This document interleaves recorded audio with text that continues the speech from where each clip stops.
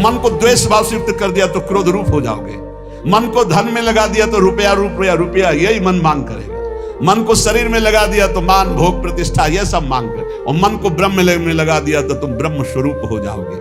जब उपासक अपने मन को अपने प्रीतम प्रभु में लगाता है तो उसको ये सावधानी रखनी है कि अगर कोई हमारी निंदा करे, कोई हमारा मान करे या कोई नाना प्रकार से सुख प्रदान करे, दोनों के प्रति हमारा समान भाव रहेगा तो हम भजन बचाकर बढ़ाकर परमात्मा प्राप्ति कर लेंगे।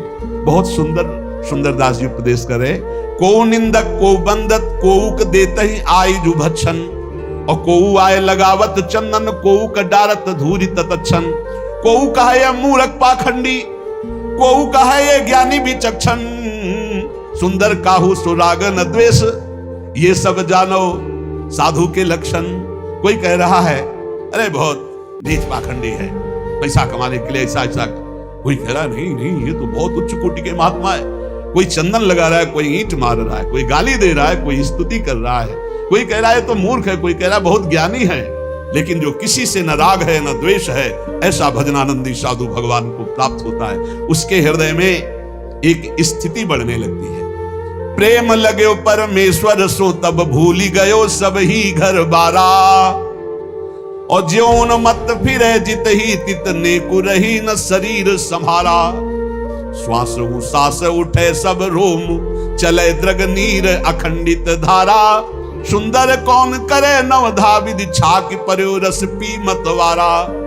जब मान अपमान निंदा स्तुति तिरस्कार नमस्कार में समान भाव प्राप्त करके भजन करता है तो प्रेम लगे परमेश्वर सो तब भूली गयो सब ही घर बारा।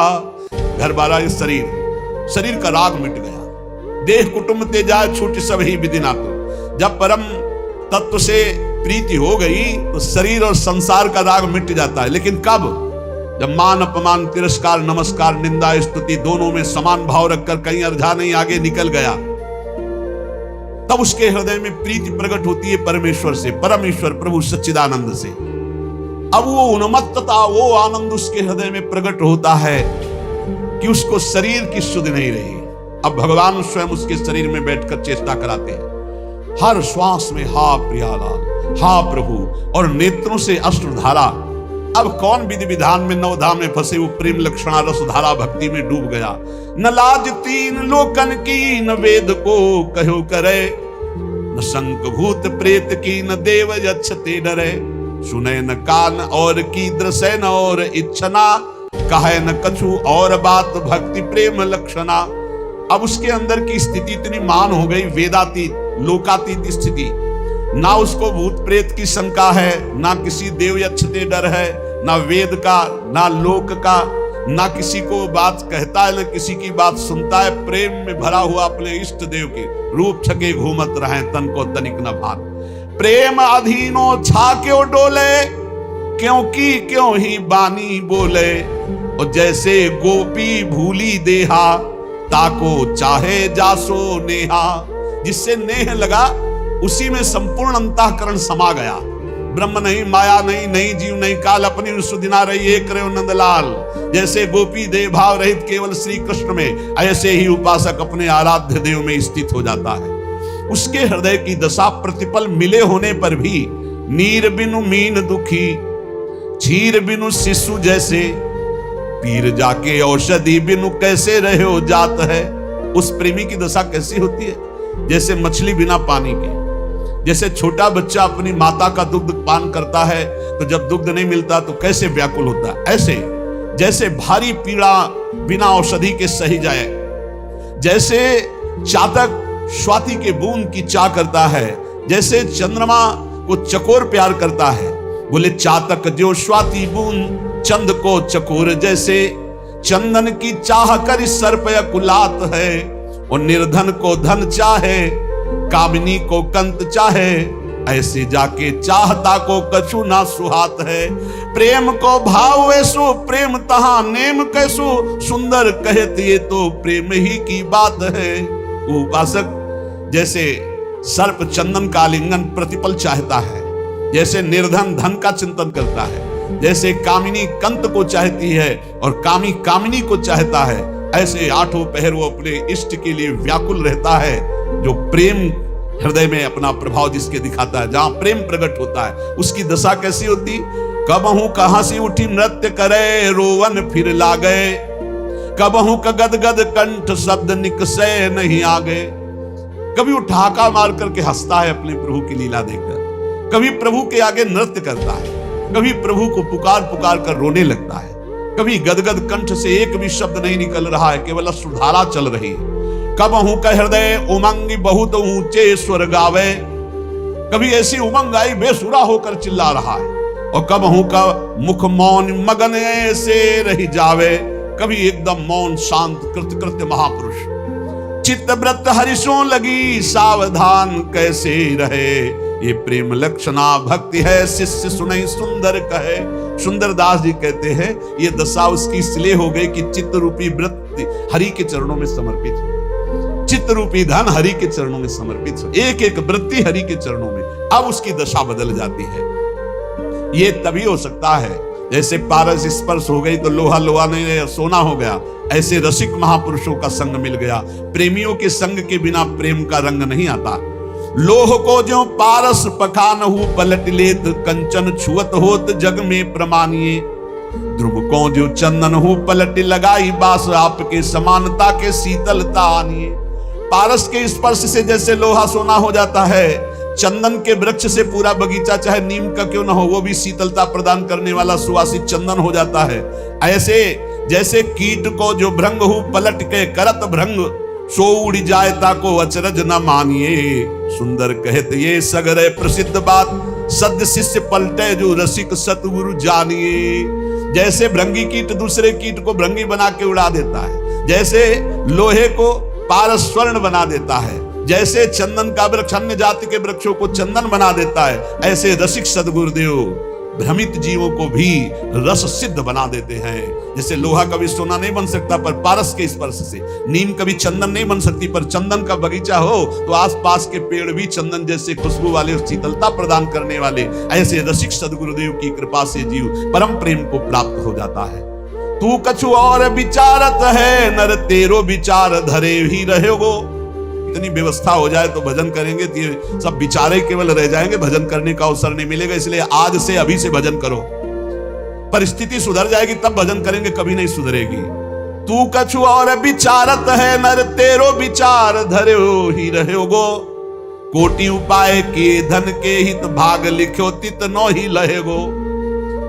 भोर की साँझ परी घर मांझ और काल अचानक आई गहेगो। राम भजे न कियो कछ सुकृत सुंदर यो पछताई बहेगो। सोचते सोचते काल आ जाता है, जीवन की शाम हुई, हमारी सोचें बनी रहती हो, कभी काम पूरा नहीं। ऐसे ऐसे मकान बनाए जा रहे हैं मानो कल्प भर यहीं रहना है। ऐसी व्यवस्थाएं, ठिकाना 7 मिनट का नहीं और 7 जन्म की व्यवस्था की सोच रहे, मानो अब बस सुख सब समेट लेंगे विश्व का यही, और कुछ हाथ नहीं लगता। ऐसे जाना पड़ता है, खाली हाथ जाना पड़ता है। ये जो हम मनुष्य जीवन प्राप्त करके भजन नहीं कर रहे, बहुत बड़ा धोखा। एक से एक प्रेम की उन्मत्त दशा, एक से एक ज्ञान की सुंदर अनुभूतियां, ये भगवान के भजन में छिपी है।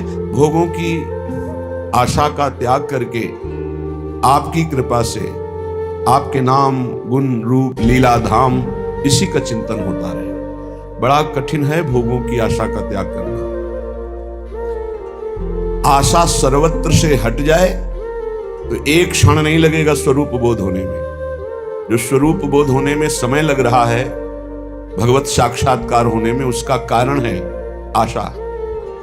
भोगों की आशा, जीने की आशा, मान प्रतिष्ठा की आशा, लोक परलोक की आशा। अगर ये आशा नष्ट हो जाए अभी भगवत साक्षात्कार हो। लौकिक आशाओं का नाश ही अध्यात्म की ऊंचाई है। सेवक जी महाराज कह रहे हैं, वेद विद्या पढ़त कर्म धर्मन करत, जलप तन कलप की अवधि आनी। चारु गति छाण संसार भटकत भ्रमत, आस की पास नहीं तोरी जानी। सकल स्वार्थ करत रहत जन्मत मरत, दुख और सुख के होत मानी। छाणी जंजार कैसे न निश्चय धरत, एक किन रमत हरिवंश बानी। बहुत वेदों का ज्ञान हो चुका है, कर्म धर्मों में भी बड़े प्रवीण हो, लेकिन तुम्हें पता है तुम एक फांसी में बंधे हुए हो, आशा की फांसी।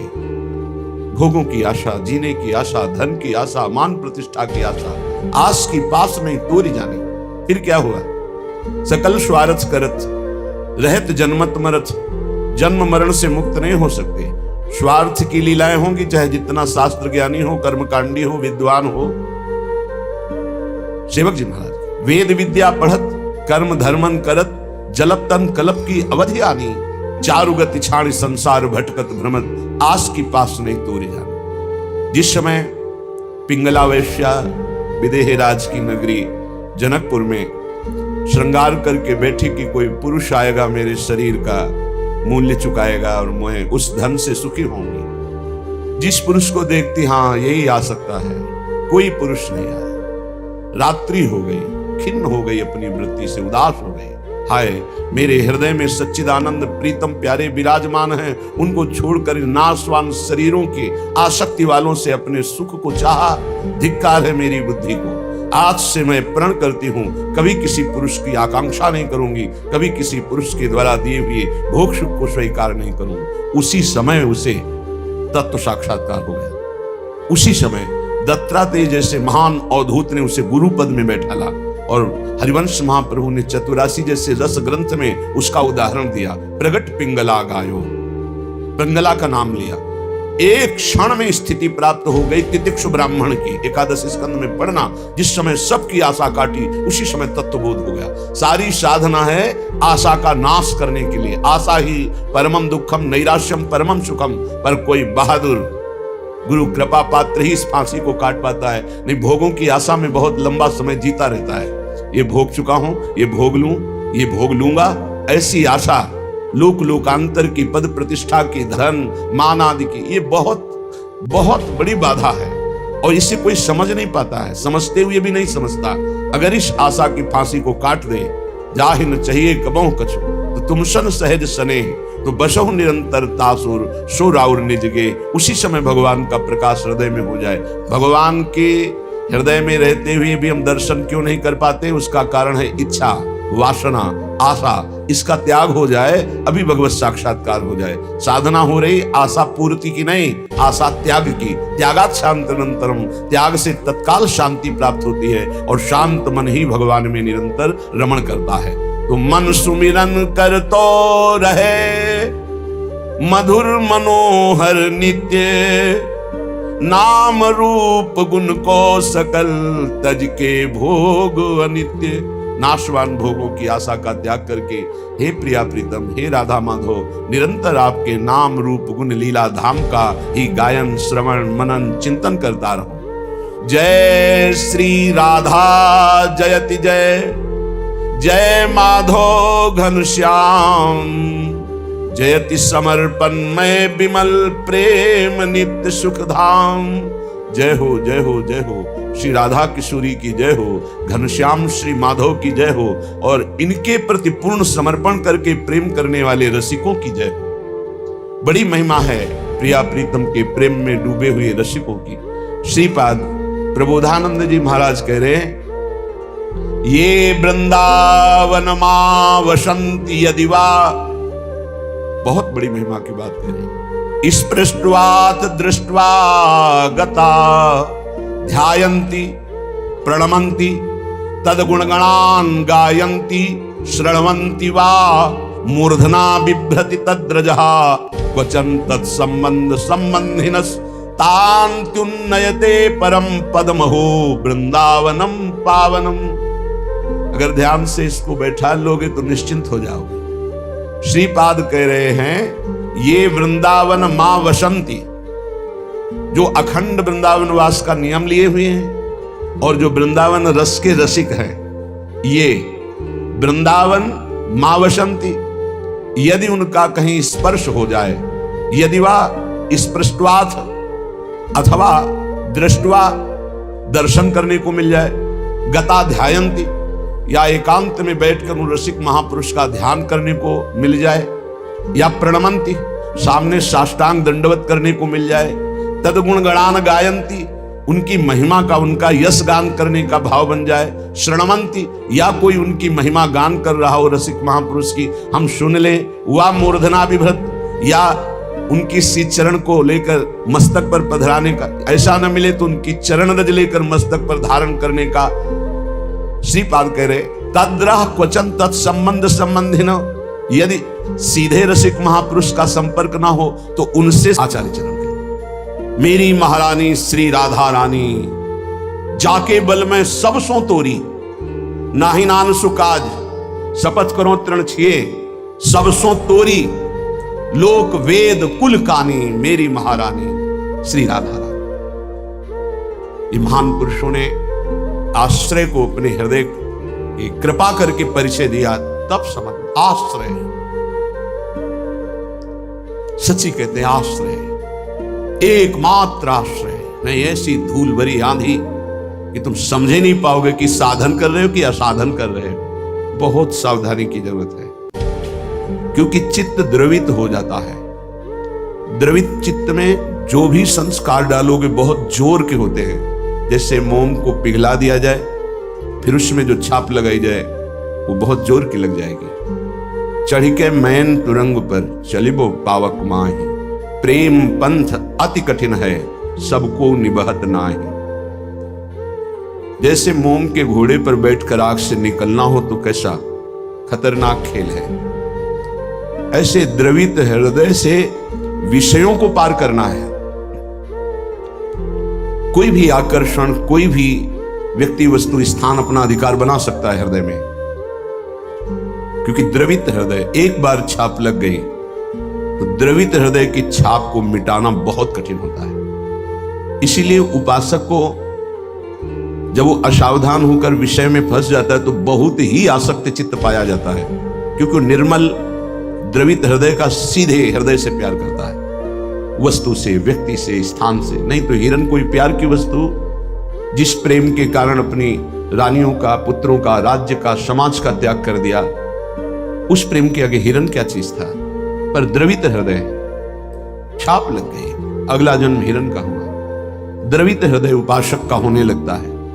मलिन हृदय की छाप तो मिटाई जा सकती है, ये सूक्ष्म विषय है। विषयों में खेल रहा है, कोई भगवान से मतलब नहीं, तो जब जगेगा तो उसका हृदय साफ किया जा सकता है। जब ज्ञान होगा, उसको सत्संग मिलेगा तो सुधार बड़ी तीव्रता से हो जाएगा, यदि कुसंग ना हो तो।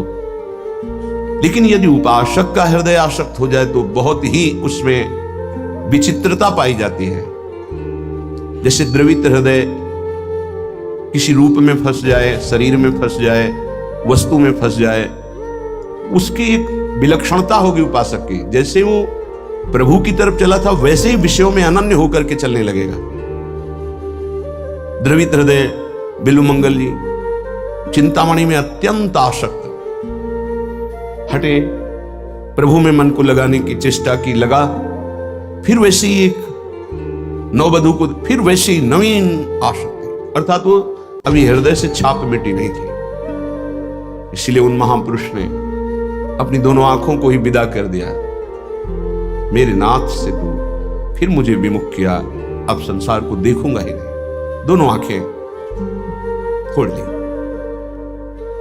द्रवित हृदय अत्यंत आसक्ति, ये विषयी पुरुष नहीं कर सकते ऐसी आसक्ति, वो विषय में भी ऐसी आसक्ति नहीं कर सकते जैसी उपासक आसक्ति करेगा। इसलिए बहुत सावधान, उपासना के मार्ग में अपने आराध्य देव की जगह किसी को नहीं देनी चाहिए। उनकी जगह कोई है ही नहीं, समान ही नहीं, तो बढ़कर क्या है।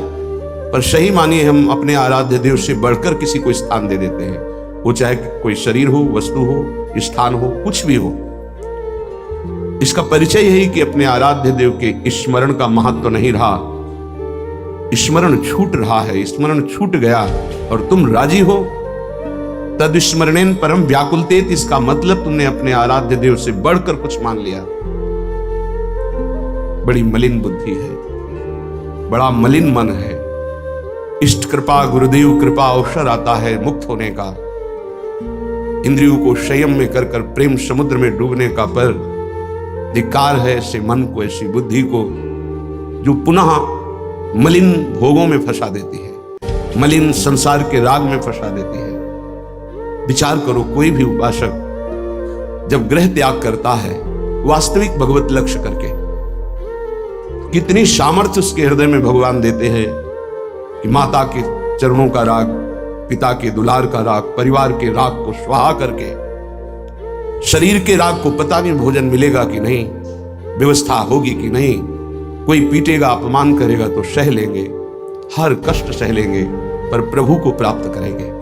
हृदय का लक्ष्य ये होता है हर उपासक के, जो ग्रह त्यागी होता है, जो वैराग्यवान होता है, जो भगवत मार्ग का निश्चय करने वाला होता है, इतना सुंदर दृढ़ संकल्प करने वाला, फिर किस वस्तु व्यक्ति स्थान का महत्व रखता है? किसी का नहीं। तो फिर क्यों आसक्त हो जाता है? बड़ी लंबी लंबी यात्रा करके भगवत मार्ग की, फिर किसी क्षुद्र विषय में विश्राम मानने लगता है, मनोरंजन करने लगता है। जहां दिन प्रतिदिन वैराग्य बढ़कर के उपरति की स्थिति में आना चाहिए, वहां वैराग्य घटकर राग की स्थिति में आ गया। किसी वस्तु व्यक्ति स्थान की प्रियता ने अधिकार कर लिया हृदय में।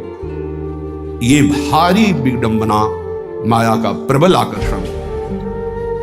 बड़े कृपा पात्र हैं, उनके चरणों की वंदना करता हूं जो उपासक अपने आराध्य देव की जगह किसी को नहीं देते, अपने आराध्य देव के समान किसी को नहीं समझते, अपने आराध्य देव के लिए सर्वस्व त्रिभुवन के पद भोगों का त्याग कर देते हैं। सतरति सतरति सा लोकाम तारयति, वो तर जाते हैं, वो लोगों को तार देते हैं। ऐसे महापुरुष बिरले होते हैं।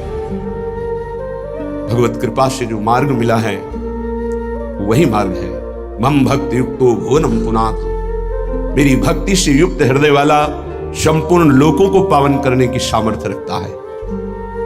चूक अपने लोगों से अब ये नहीं होनी चाहिए कि आराध्य देव की जगह किसी को दे दे। इसे बैठा लीजिए हृदय में। हृदय इतना ताला लगा के रखिए सुरक्षित कि हृदय में आराध्य देव की जगह कोई ले ना पावे। विश्वास कीजिए, बहुत प्रचंड भगवान की माया है, उन्हीं की है, इसलिए वो इतनी समर्थ है कि उनके स्थान में किसी को भी बैठा सकती है। बहुत से नीच नीच वृत्ति को, बहुत से नीच नीच वृत्ति को, विश्वास कीजिए इस बात पर। अगर भगवान का आश्रय है तो साधु समागम मिलेगा और आपकी चूक का तत्काल सुधार होगा, तत्काल सुधार होगा। पर यदि अहंकार युक्त साधन रहा है तो लंबे समय तक तुम्हें जलना पड़ेगा। जब तक अहंकार गलित होकर आर्त भाव से पुकारोगे नहीं कि नाथ मुझे बचा लो, तब तक ये माया पछाड़ती रहेगी। ये हम पढ़ी लिखी बात नहीं कह रहे, ये संतों के हृदय की बात कह रहे हैं, ये साधकों के हृदय की बात कह रहे हैं, जो हृदय में चिंतन हुआ उसकी बात कर रहे हैं। अगर हृदय को तन्मय किया जाए तो पूरे विश्व ब्रह्मांड में जितने हृदय, सब हृदय की बात हृदय में आ जाएगी। जैसे ध्रुव जी ने अपनी प्राणवायु बंद की तदात्म भाव से, तो संपूर्ण विश्व की चराचर जीवों की वायु अवरुद्ध हो गई, क्योंकि परमात्मा हृदय में विराजमान है, जो उसको जागृत कर लेता है तदात्म भाव से, जो पूरे विश्व को अनुभव करा सकता है। इसलिए मम भक्ति युक्तो भुवनम पुनातु। उपासक आश्रय से भगवत प्राप्ति होती है। इतना दृढ़ आश्रय, अन्य अवलंबन न हो, अन्य आश्रय न हो। जब तक शरीर का आश्रय रहता है तो देहाभिमान स्फुरित होता है, देहाभिमानी सोचता है कि अगर हम भगवान का आश्रय लिए तो हमारा साधन छूट जाएगा, क्योंकि साधन से देहाभिमान की पुष्टता होती है। मैं करता हूं, अहंकार विमूढ़ात्मा करता हमिति मन्यते। और जब हम आश्रय पर चित्तवृत्ति देते हैं, निरंतर उनका चिंतन, निरंतर सेवन, निरंतर गायन, निरंतर आश्रय, तो अभिमान गलित होता है। यह आंतरिक युक्ति है। अभिमान न रहे तो किसी विकार की ताकत नहीं कि हृदय में प्रवेश कर जाए। भ्रम तभी माया पैदा करती है जब अभिमान होता है। गरुण महाज्ञानी गुण राशि, महान ज्ञानी भगवान के वाहन जिनके पंखों से सामवेद की ध्वनि निरंतर होती रहती है, उनको भ्रम हो जाना बड़े आश्चर्य की बात है। भगवान के नित्य सेवक, नित्य दास जब हरि विराजमान होते हैं, उनके पंखों से सामवेद की स्तुति होती रहती है, परम पवित्र। उनके हृदय में भ्रम हो जाना, ये श्री भगवान है जिनको एक निशाचर नागपाश में बांध देता और मैं मुक्त करता हूं, उस समस्त जगत को मुक्त करने वाले प्रभु है? नहीं, कैसे प्रभु हो सकते हैं? इनकी तो दशा में देख रहा हूं, नागपाश में कैसे पीड़ित हो रहे हैं। भ्रम हो गया।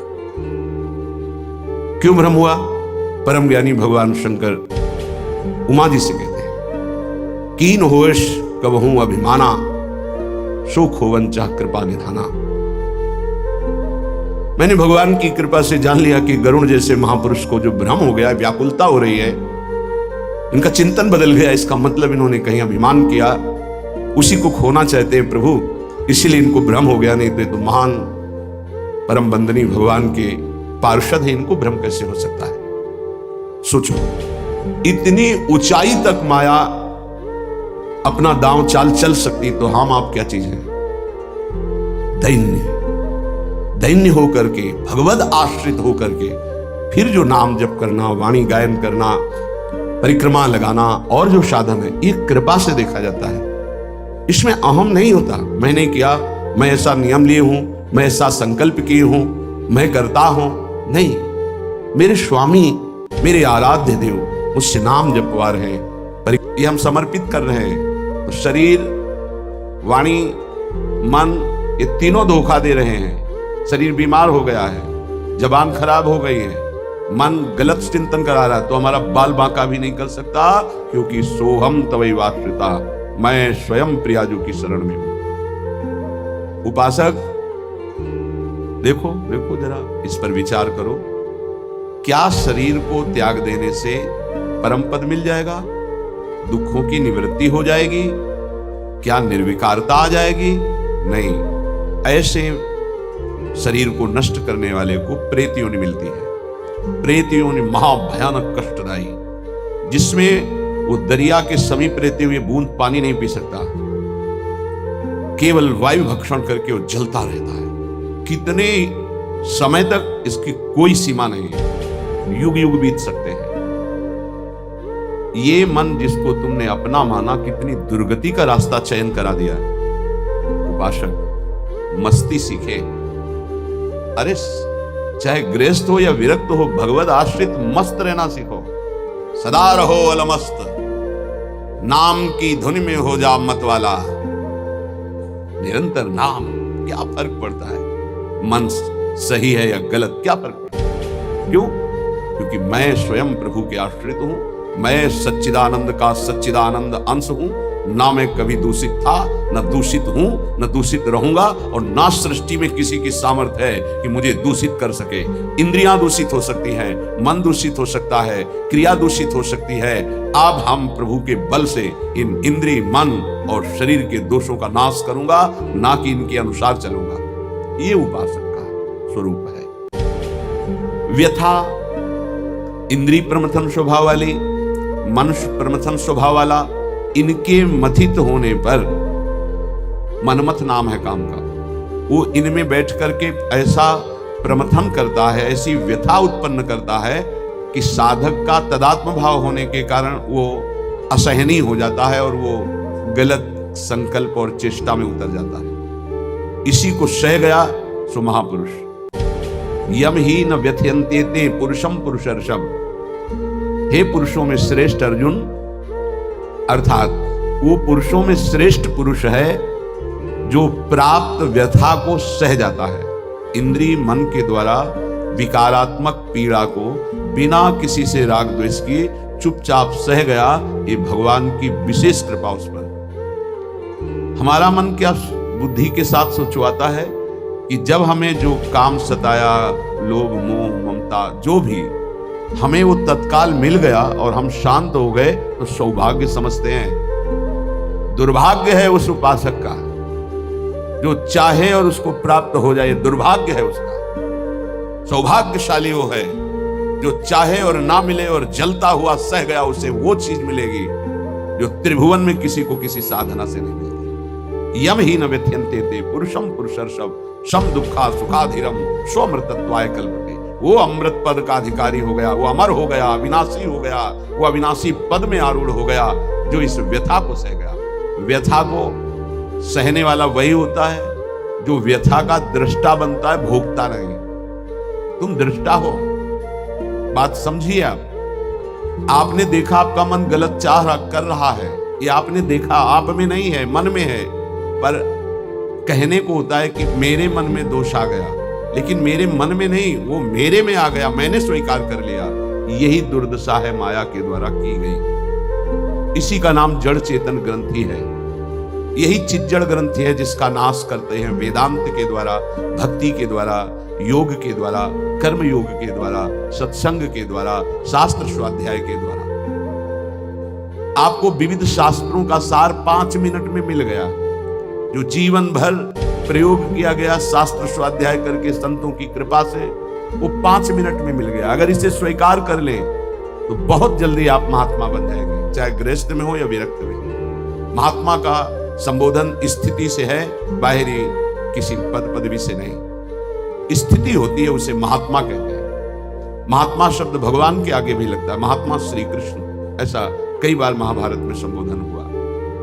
महापुरुष भगवान को कहते हैं, वंदे महापुरुष ते चरणारविंद। जो भगवान में तन्मय हो गया वो महात्मा, जो भगवान में भगवत भाव को प्राप्त कर लिया वो महापुरुष, अर्थात भगवान और भगवान के जनों में अभेद स्थिति हो जाती है।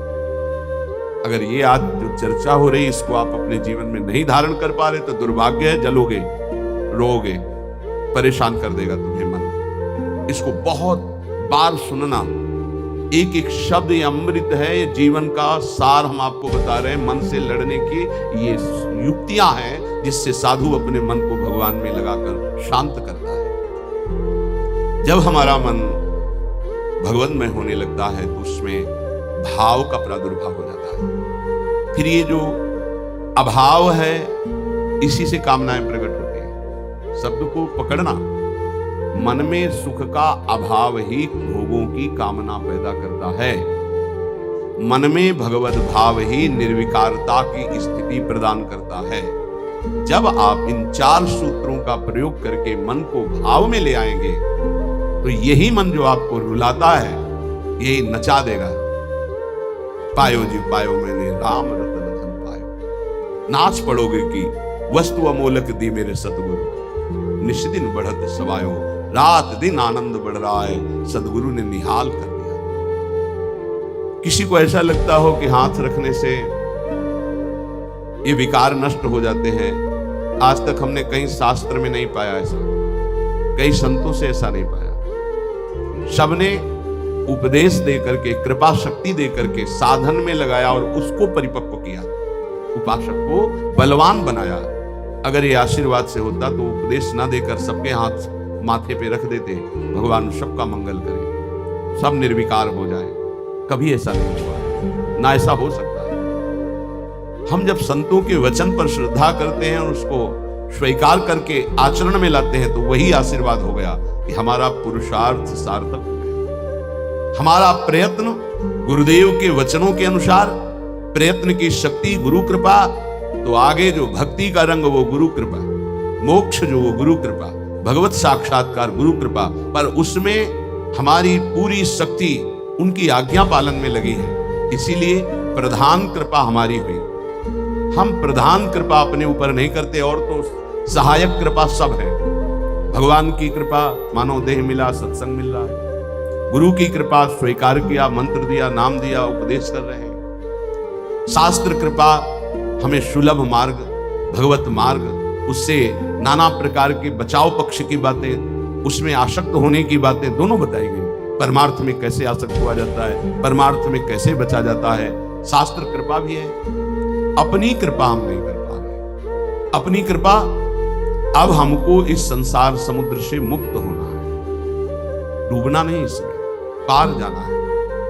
अब मुझे वही करना है जो मेरे गुरुदेव कहते हैं, शास्त्र कहता है। अब इसके विपरीत नहीं, ये अपने ऊपर कृपा हो गई। कोई बिरला समझ पाता है गुरु कृपा को। हमारी सदैव दृष्टि पार्थिव रही है, व्यवहारिक रही है, लौकिकी दृष्टि रही है, इसीलिए हम गुरु की बात में भी लौकिकी व्यवहार की स्वार्थपना देखते हैं। नहीं नहीं, ये केवल आपके लिए है। आपको दुलार करना या डांटना, आपको अपना मानना, अधिक प्यार दिखाना, आपके मन को चुराकर प्रभु में लगाना है। उस मन को ऐसे आसक्त किया जाता है, भय दिखाकर, प्रलोभन दिखाकर, दुलार करके, कि आपका मन श्री जी के चरणों में ऐसे समर्पित हो जाए कि आप निहाल हो जाएं, आप सुखी हो जाएं। अंदर की बात यही होती है। कभी सैकड़ों बार देख करके, मिल करके आपको दुलार करना, कभी वर्षों आपकी तरफ बिल्कुल न देखना, न संभाषण करना। क्या समझते हो आप? पहले आपको प्यार करते थे, अब नहीं करते। पहले आपको प्यार का व्यवहार दिखाई देता था, अब तुम्हारे ऊपर वास्तविक प्यार की वर्षा हो रही है, जो ना देखकर, ना बोलकर भी अंदर से चिंतन करते हुए तुम्हारी चित्त वृत्ति को भगवदाकार किया जा रहा है। कहीं तुम पांच भौतिक शरीर में आसक्त ना हो जाओ। अगर पांच भौतिक शरीर में आसक्त हो गए गुरु के, तो शरीर छूटने के बाद तुम्हारे मन में आएगा अब मैं अनाथ हो गया। नहीं, तुम ऐसे बलवान बनो, ऐसे गुरु आसक्त बनो कि तुम्हारे अविनाशी गुरुदेव का परिचय तुम्हें प्राप्त हो जाए। मेरे गुरुदेव प्रियाजू की नित्य सहचरी हैं, वो कैसे मर सकते हैं? वो हमारे भाव में है, वो हमारे संग है, हमारे आसपास हैं, वो जागृत में है, वो स्वप्न में है, वो सुषुप्त में है। मैं कभी अपने गुरुदेव से एक पल भी अलग नहीं होता। ये स्वरूप है। अध्यात्म को समझिए। कुछ व्यवहारिक साधक ऐसे हैं जो व्यवहार में राग द्वेष करते हैं। गुरुदेव व्यवहारिकी नहीं है, गुरुदेव परमार्थ वस्तु है।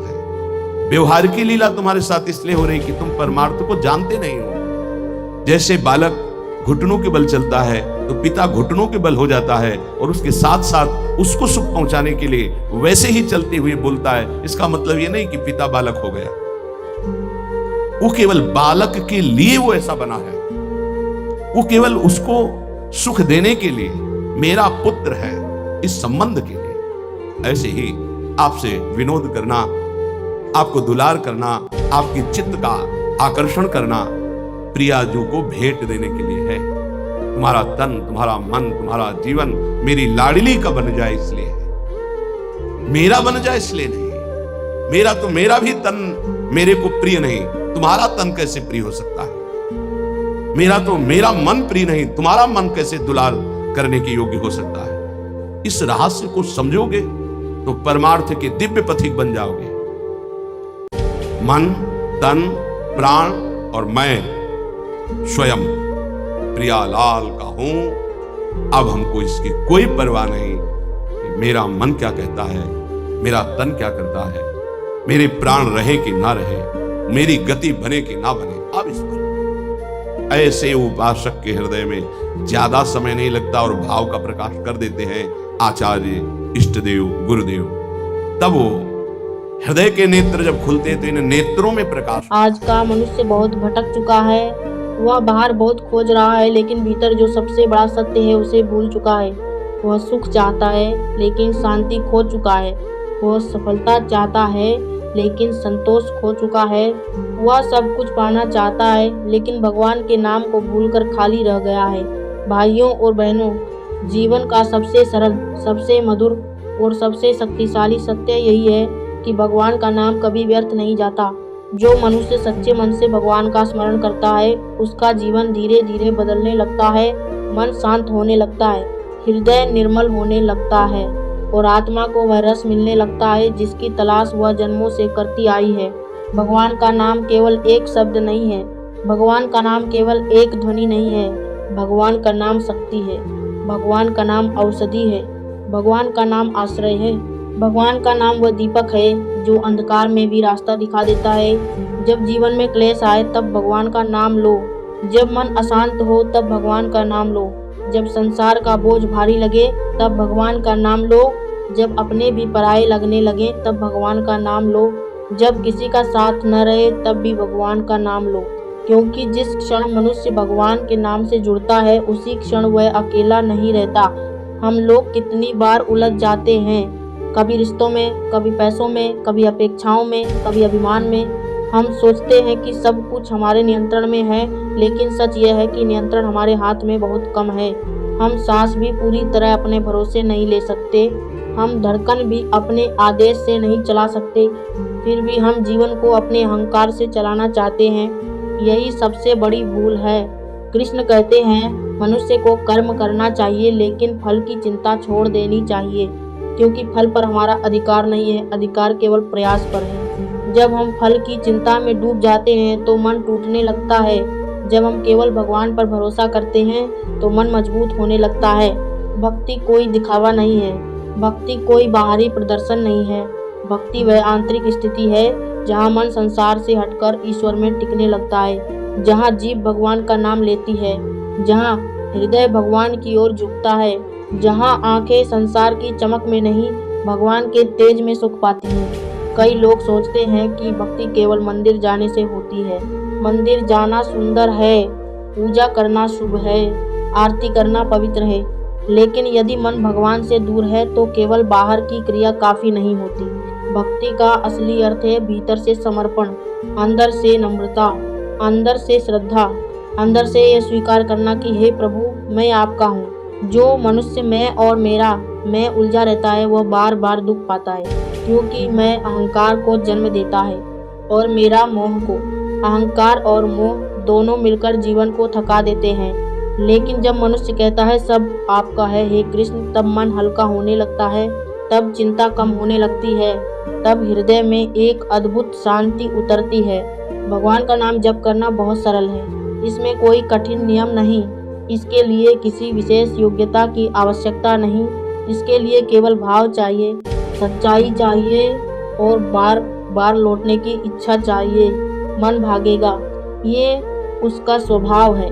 वह बार बार इधर उधर जाएगा, वह पुराने दुख याद करेगा, वह आने वाले डर सोचने लगेगा, वह बीते हुए अपमानों को पकड़ लेगा, वह भविष्य की अनिश्चितताओं से कांप उठेगा। लेकिन आप उसे धीरे धीरे भगवान के नाम की ओर मोड़िए। जैसे कोई माँ अपने बच्चे को बार बार सही दिशा में बैठाती है, वैसे ही आप भी अपने मन को बार बार कृष्ण के चरणों में बैठाइए। यह प्रक्रिया एक दिन में नहीं बदलती, लेकिन हर दिन थोड़ा थोड़ा बदलती है। जैसे जल की बूंदें पत्थर को भी काट देती हैं, वैसे ही नाम की निरंतरता मन को भी पिघला देती है। और जिस दिन मन पिघलता है उस दिन भक्ति जागने लगती है। कृष्ण का नाम मधुर है, कृष्ण का नाम दिव्य है, कृष्ण का नाम जीवन का संबल है, कृष्ण का नाम मन का आश्रय है। कृष्ण का नाम उस प्यासे को जल देता है जो दुनिया भर की दौड़ के बाद भी सूखा रहता है। मनुष्य बाहर से हंसता है लेकिन भीतर से टूट रहा होता है। वह दूसरों को प्रसन्न दिखना चाहता है लेकिन अपने भीतर की बेचैनी छिपा नहीं पाता। उसके पास साधन है लेकिन सुकून नहीं, उसके पास सुविधा है लेकिन संतोष नहीं, उसके पास लोग हैं लेकिन अपनापन नहीं। और ऐसे समय में भगवान का नाम ही वह सच्चा सहारा बनता है जो भीतर की रिक्तता को भर देता है। भगवान को पाने के लिए बहुत दूर जाने की जरूरत नहीं है, वह तो हमारे ही पास है, वह तो हमारे हृदय के भीतर ही है। लेकिन मन जब तक बाहर भागता रहेगा तब तक भीतर की आवाज़ें सुनाई नहीं देगी। इसलिए रुकिए, थोड़ा ठहरिए, अपने भीतर उतरिए और भगवान का नाम लीजिए। भक्ति में कोई प्रतिस्पर्धा नहीं है, ये कोई दौड़ नहीं है, ये तो प्रेम का मार्ग है, ये तो समर्पण का मार्ग है। ये तो उस बच्चे की तरह है जो अपनी माँ की गोद में चैन पाता है, जिसे प्रमाण नहीं चाहिए बस स्पर्श चाहिए, जिसे तर्क नहीं चाहिए बस स्नेह चाहिए। उसी तरह भक्त को भी भगवान के नाम में ऐसा ही आश्रय मिलता है। आज के समय में मनुष्य बहुत ज्ञान तो रखता है लेकिन शांति नहीं। वो बहुत बोलता है लेकिन भीतर से सुनता नहीं। वह बहुत समझाता है लेकिन खुद को नहीं समझ पाता। वह दुनिया के हर विषय पर राय रखता है लेकिन अपने मन की हालत से अनजान रहता है। ऐसे में भक्ति उसे आत्मदर्शन कराती है। भक्ति उसे सिखाती है कि असली सुधार बाहर नहीं भीतर से शुरू होता है। जब आप भगवान का नाम लेते हैं तो भीतर की नकारात्मकता कम होने लगती है, क्रोध की आग ठंडी होने लगती है, ईर्ष्या की ज्वाला धीमी पड़ने लगती है, भय का अंधेरा हटने लगता है और धैर्य, करुणा और प्रेम का प्रकाश बढ़ने लगता है। इसीलिए कहा जाता है कि नाम जप सबसे सरल साधना है। ये हर स्थिति में संभव है, चलते हुए भी, बैठे हुए भी, काम करते हुए भी, मन में भी और होठों पर भी। इसमें किसी बड़े आडंबर की जरूरत नहीं, बस एक सच्चा हृदय चाहिए जो बार बार भगवान की ओर लौट सके। हे मनुष्य, तू बहुत दूर मत भाग, तेरे भीतर ही उत्तर है, तेरे भीतर ही मार्ग है, तेरे भीतर ही वह शांति है जिसे तू दुनिया में खोज रहा है। बस उसे भगवान के नाम से जागृत करना है। जब तक मनुष्य संसार को अंतिम सत्य समझेगा तब तक वह ठोकरें खाता रहेगा, क्योंकि संसार बदलता रहता है, रिश्ते बदलते हैं, स्थितियां बदलती हैं, शरीर बदलता है, यौवन बदलता है, धन बदलता है, सम्मान बदलता है, लेकिन भगवान का नाम अचल है, भगवान का प्रेम अटल है, भगवान की करुणा स्थिर है। इसलिए आज से संकल्प लीजिए, हर दिन कुछ पल भगवान के नाम के लिए निकालिए। सुबह कुछ क्षण, शाम कुछ क्षण, और दिन में जहाँ अवसर मिले वहाँ मन से कहिए हरे कृष्ण कृष्ण कृष्ण हरे हरे। यह केवल मंत्र नहीं है, ये आत्मा की पुकार है, यह हृदय की विनती है, यह जीवन को दिशा देने वाला प्रकाश है। मन में जब भी अशांति आए नाम लें, जब भी अकेलापन महसूस हो नाम लें, जब भी निराशा छाए नाम लें, जब भी अहंकार उठे नाम लें, जब भी प्रेम कम लगे नाम लें, जब भी संसार भारी लगे नाम लें, क्योंकि भगवान का नाम हर घाव पर मरहम है। कृष्ण केवल मुरलीधर नहीं है, कृष्ण केवल गोपियों के प्रिय नहीं है, कृष्ण केवल अर्जुन के सारथी नहीं है, कृष्ण केवल द्वारका के राजा नहीं है, कृष्ण तो हर भक्त के हृदय के स्वामी हैं, कृष्ण तो हर टूटे मन के आधार हैं, कृष्ण तो हर थके हुए प्राणी की शरण है। जब जीवन कठोर लगे तब कृष्ण को याद करो, जब हृदय सूना लगे तब कृष्ण को याद करो, जब संसार का मोह बहुत गहरा लगे तब कृष्ण को याद करो, जब अपने मन को जीतना कठिन लगे तब कृष्ण को याद करो, क्योंकि कृष्ण का नाम स्मरण केवल पुकार नहीं, ये आत्मा का शुद्धिकरण है। भक्ति का अर्थ पलायन नहीं है, भक्ति का अर्थ जिम्मेदारियों से भागना नहीं है, भक्ति का अर्थ है कर्तव्य निभाते हुए भी भगवान को न भूलना। काम करो लेकिन नाम मत छोड़ो, जियो लेकिन स्मरण मत छोड़ो, हंसो लेकिन श्रद्धा मत छोड़ो, चलो लेकिन भगवान की ओर चलते रहो। जो मनुष्य भगवान के साथ जुड़ जाता है उसका जीवन सरल नहीं सार्थक हो जाता है। हर कठिनाई मिटती नहीं, लेकिन सहने की शक्ति बढ़ जाती है। हर समस्या तुरंत हल नहीं होती, लेकिन भीतर का साहस बढ़ जाता है। हर प्रश्न का उत्तर तुरंत नहीं मिलता, लेकिन आत्मा को दिशा मिल जाती है। इसीलिए भक्ति को जीवन की सबसे सुंदर संपत्ति कहा गया है।